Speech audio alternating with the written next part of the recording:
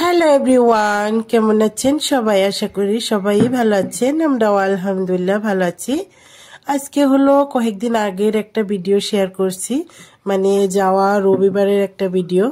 তো এখানে গরুর বান নিয়ে আসছে, তো রাস্তা দিয়ে বিক্রি করতে যাচ্ছিল। তো আমার হাজবেন্ডকে আবার হাজবেন্ডে দেখে পরে রেখে দিয়েছে। এখানে 2 কেজি গরুর বান হবে। তো এটা ঢেলে নিয়েছি। আমার সাউন্ডটাই শুনেই হয়তোবা বুঝতে পারছেন আমার একটু সর্দি লেগেছে। তো তারপরেও ভিডিওটি একটু কষ্ট করে দেখে নেবেন, আর ওই জন্যই কয়েকদিন দেরি হলো ভিডিওটি দিতে। তো আমি ওই গরুর বানগুলা ভালো করে ছোট ছোট করে কেটে নিয়ে তারপরে এখানে ধুয়ে নিয়ে আসছি। গরুর বান আমি এখন পর্যন্ত তেমন আলাদা করে রান্না করি নাই, যখন কোরবানির ঈদ আসে তখন একটু একটু পাওয়া যায়, তো ওইগুলো তো মাংসর মধ্যেই মিক্স করে তারপরে রান্না করা হয়ে যায়। তো আজকে প্রথমবারের মতো আমি এই গরুর বান এক্সট্রা করে শুধু গরুর বান রান্না করব।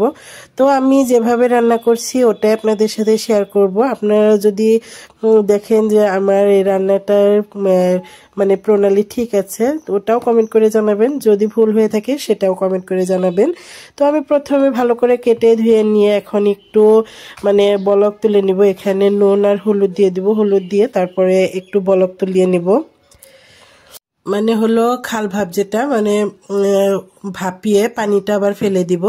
ওই জন্য এটা এখন ভালো করে ঝরিয়ে নিয়ে এক্সট্রা আবারও পানি দিয়ে ওটার মধ্যে কড়াইতে দিয়ে দিলাম। আর এই তো আমার বাবাটাকে নিয়ে কিন্তু কাজ করছিলাম, আর ও আমার কোলেই বসে আছে। যেহেতু এক জায়গায় গিয়েছিলাম, ওখান থেকে আসার সময় তো আগের ভিডিওতে বলেছিলাম আমার বাবাটা একটু অসুস্থ, তো ওকে নিয়েই কাজ করছিলাম।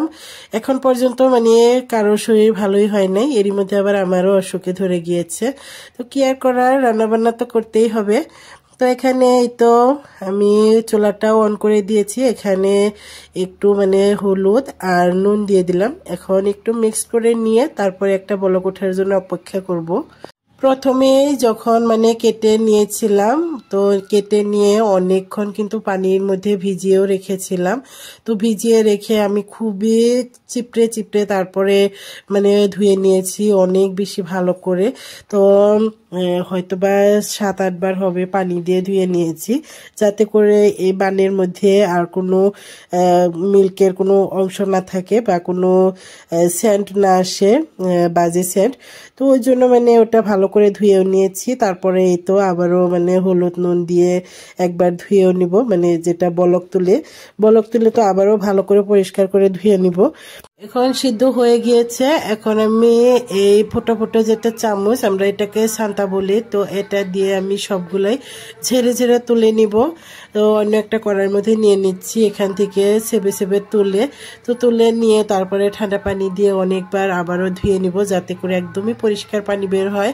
তো এই তো দেখুন আমি এরই মধ্যে কয়েকবার ধোয়া হয়ে গিয়েছে। তো এখন দেখুন পরিষ্কার পানি কিন্তু প্রায়ই হয়ে আসছে। তো এখন ভালো করে আবারও কষলিয়ে ধুয়ে উপরে যেগুলা ময়লা আছে তো ওইগুলা ফেলে তারপরে পরিষ্কার করে ধুয়ে নিয়ে তারপরে রান্না বান্নার জন্য প্রস্তুতি নিয়ে নিব।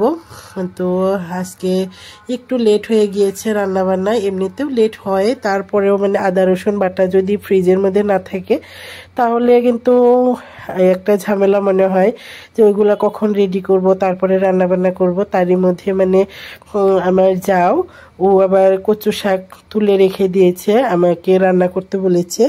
ওগুলোর মধ্যেও তো আদা রসুন লাগবে, তো আদা রসুনগুলা ভালো করে এতক্ষণে পেস্ট করে নিলাম। এমনিতেও আমার বাবাটার কিন্তু শরীর ভালো না, আসলে রান্না করতে এসে তারপরে মনে হলো যে আজকে এত ঝামেলা না করাই ভালো ছিল।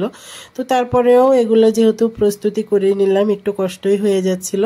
এখন কড়াই গরম করে গরুর বানটা এখন চড়িয়ে দিব, ওই জন্য তেল দিয়ে দিয়েছি। তেলের উপরে জিরা একটু ভাজা হয়ে গেলে তখন দিয়ে দিব পেঁয়াজ। অনেকগুলো পেঁয়াজ দিব, পেঁয়াজের পরিমাণটা একটু বেশি রেখে তারপরে রান্না করব। এখানে পেঁয়াজগুলো দিয়ে দিলাম ভালো, এখানে কিন্তু প্রায় 1.5-2 কাপের মতো হবে।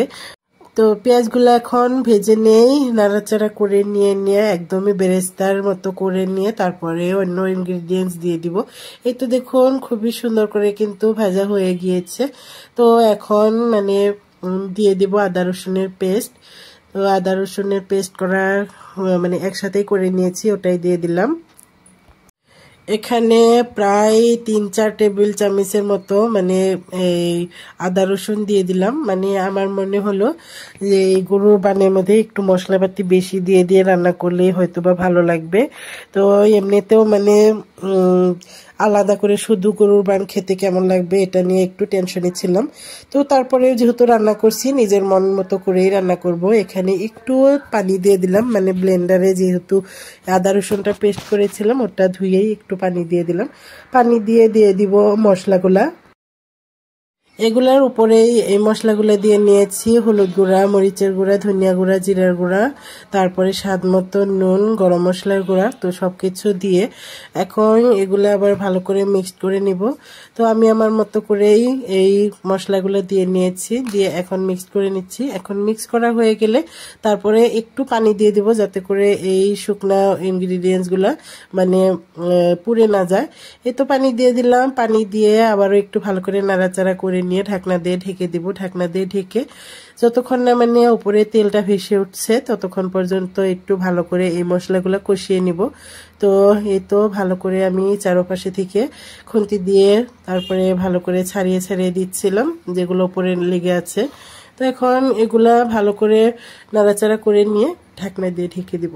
যেহেতু সোমবারের মধ্যে কাঁচামরিচ দেওয়া হয় নাই তো কাঁচামরিচও দিয়ে দিলাম, দিয়ে এখন ঢাকনা দিয়ে ঢেকে দিলাম।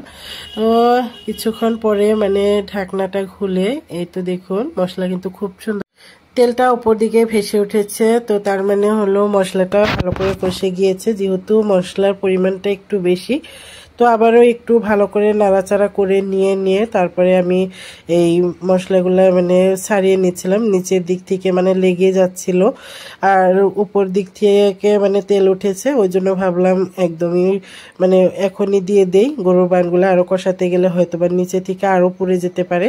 তো এই তো গরুর বানগুলো দিয়ে দিলাম, দিয়ে এখন ভালো করে আবারও মিক্স করে নিব। মিক্স করে তারপরে যেভাবে গরুর মাংস রান্না করা হয় তো মাঝে মধ্যে নাড়াচাড়া দিয়ে তারপরে খুব ভালো করে আগে কষিয়ে নিব। কষিয়ে নিয়ে তারপরে মানে ঝোলের পানি দিয়ে আবারও রান্না করব। এই তো এখন কিন্তু মিক্সড করা হয়ে গিয়েছে, দিয়ে দিলাম ঢাকনা। তো ঢাকনা দেওয়ার পরই মনে হলো যে রসুন দিতে চেয়েছিলাম, আস্ত রসুন, তো ওগুলোও দিয়ে দিলাম।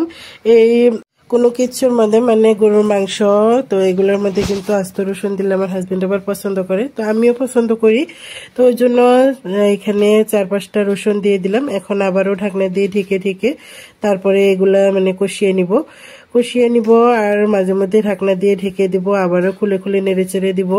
তো এইভাবেই মানে এগুলা রান্না করে নিব অনেকক্ষণ ভরে। তারপরে একটু করে মানে কম আছে আমি এই গরুর বানগুলা ভালো করে কষিয়ে নিচ্ছিলাম। কষিয়ে নেওয়ার পরও একটা মানে মুখে দিয়ে দেখলাম তো অনেক বেশি শক্ত। তো ওই জন্য মানে আমার হাজবেন্ড বলছিল এইগুলা প্রেশার কুকারে দাও, তো এতে করে নরম হবে, ভালো লাগবে। ওই জন্য মানে আমি এখন ভালো করে কষানো হয়ে গিয়েছে তো আমি দিয়ে দিব প্রেশার কুকারে দিয়ে তারপরে ভালো করে মানে পরিমাণ মতো পানি দিয়ে দিব। এই তো প্রেশার কুকারে নিয়ে নিলাম, নিয়ে এখন মানে পরিমাণ মতো পানি দিয়ে দিব। তার আগে যে কড়াইয়ের মধ্যে রান্না করছিলাম ওটা একটু পানি দিয়ে ধুয়ে তারপরে ওই প্রেশার কুকারেই দিয়ে দিব। তারপরে পরিমাণ মতো আরও ঝোল দিয়ে তারপরে বসিয়ে দিব। এই তো এর মধ্যে একটাই রিকোয়েস্ট, যদি আমার ভিডিওগুলো আপনাদের কাছে ভালো লেগে থাকে অবশ্যই আমার ভিডিওতে একটা লাইক করে দিবেন।